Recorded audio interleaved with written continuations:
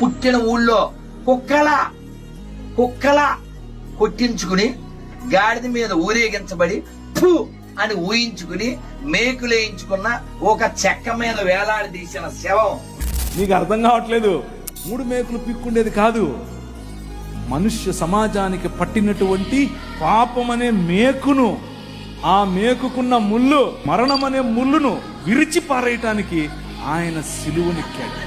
ఆ ప్రభువు భయంకరమైనటువంటి వైలెన్స్ కు ప్రతీకగా ఉన్నటువంటి సిలువను ఈ ఫ్లిప్డ్, దాని మీద కాలేసుకుని కూర్చుని, ఓ మరణమా నీ ముళ్ళు ఎక్కడ, నీ విజయం ఎక్కడ, నీ ప్రభు అడిగితే మృత్యువుకు ముచ్చెమటలు పట్టే. ఈ రాజు రాజులకు రాజు, ప్రభువులకు ప్రభువు, పరిపూర్ణమైన దైవత్వము కలిగిన ఏకైక దేవుడాయన.